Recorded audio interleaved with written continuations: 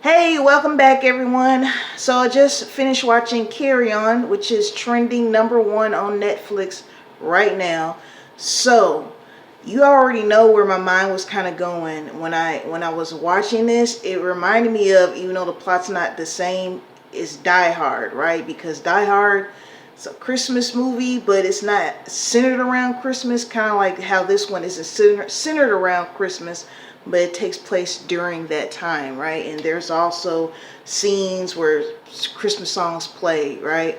So as I was watching this, I was like, the villain. Well, there's actually two villains, and if you if you really want to be technical, there's three, but we find out he's actually a victim, just like the main character, right? So anyway, one of the villains, I was like, he looks so familiar. He looks familiar. And then I got to thinking, I was like, oh, it's what's his name from Horrible Bosses. And this is the first time that I've seen him in something where he's not, it's not a comedy role, right? So that was refreshing. I love to see actors with range, right? So I'm not really a super big fan of Thriller, but I said, this is trending, let me check it out, right? It's about 2 hours long. There's a few scenes that was kind of funny to me, even though I think it was maybe supposed to be like dark humor, where I'm just going to call her an agent. I'm not good with knowing people's roles in law jobs, right? Like law enforcement type jobs. But the black lady with the slick back hair, when she was in the car and she found out that the man that she was with was not Homeland Security, that he was, someone else, and she pulled a gun on him and they started like fighting in the car. That computer animated scene was just hilarious to me. Like, I was laughing so loud. And then they had Wham! Last Christmas playing in the background. I was like, that was a nice touch. The director, that was funny. It was funny to me because I'm like, they're playing this, happy go lucky Christmas song and they're beating the shit out of each other in the car, right? So the main character, of course we all feel for him because he's trying to save 250 people from being murdered, right? This terrorist attack by Horrible Bosses man, right? I don't remember his name in the movie. And so we emphasize with this. Did I say emphasize? Wow. We sympathize with his character because I don't think he's really confident in himself. He applied for the police academy. He didn't make it. He's at this entry-level job for a few years, so I think his confidence is kind of low. But he proved himself by saving the day. This is one of those movies where you know how it's going to end. You know he's going to save the day, so you're watching it to see how he saves the day, right? And the fact that the Horrible Bosses man died from the very thing that he was going to kill 250 people with, I think, was definitely justice for him.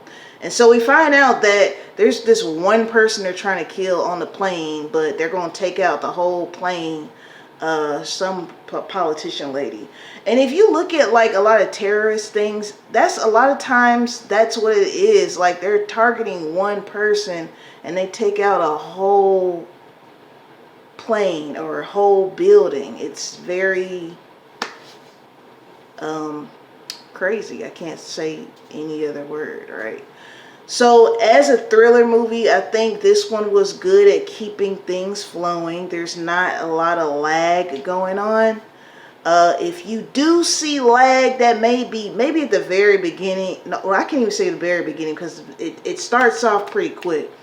But when we're getting to know the main character and his girlfriend and his role at the job and how he's still entry level and he's wants a raise and all that, but that doesn't last too long, which is good. So it's not a whole lot of time where you're watching this and you're like, okay, let's go, because it starts out like within the first 5-10 minutes someone gets poisoned, set on fire, and a whole thing gets set on fire, right?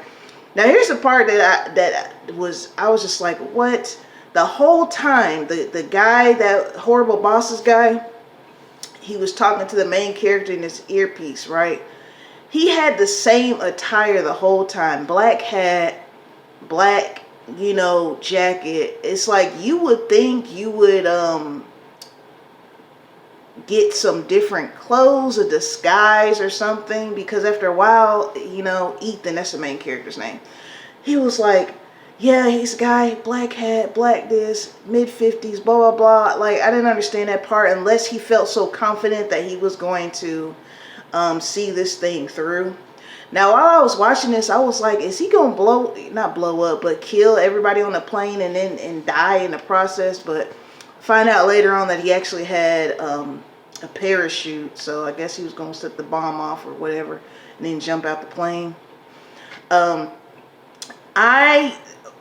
Correct me if I'm wrong, but we never found out who was ordering this hit. We knew that Horrible Bosses was working for someone.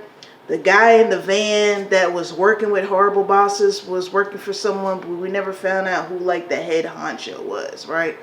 So I really felt bad about Mateo because just like Ethan, he was just somebody that was being, you know, his loved one, his husband was being threatened with death.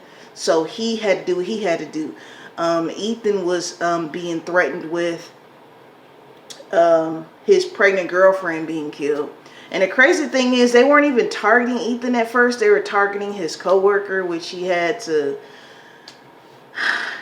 basically get him fired to get him out the way. But at the end, I'm glad that they reconciled and stuff.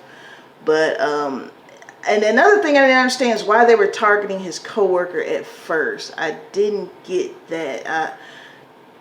Like I said, if you watch this movie, let me know if that's a part that I missed. Because, like, why were they specifically targeting his coworker? Because, you know, him and his coworker, they switched spots that morning, and that's how Ethan got the task of trying to make sure this suitcase gets on the plane and all this stuff. So that was a plot hole for me. Like I said, let me know if I missed that. That and whoever was orchestrating this mass murder, this massacre that they were trying to do on the plane. And one thing I love when movies end in the character getting what they really wanted. And at the end, when he put down his police officer badge, when he was going to the, you know, him and his girlfriend and his coworker that he reconciled with, whatever, whatever. They're going on a trip and he threw his police badge down and then the credits started rolling. I love when movies end like that because it's like he got what he wanted, what he really wanted. He was feeling, you know, didn't have the best confidence about himself. So, but I figure if you save 250 people plus your girlfriend and you kill one of the villains who was going to orchestrate this, who was orchestrating this whole thing, I mean, I guess that would give you confidence. Be like, you know what? If I can do all that, I can definitely go through academy and become an officer. Okay.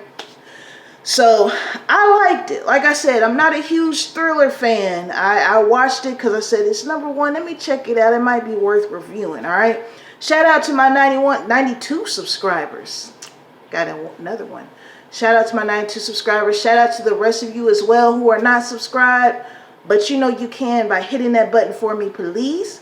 Peace and blessings to you all. Until next time.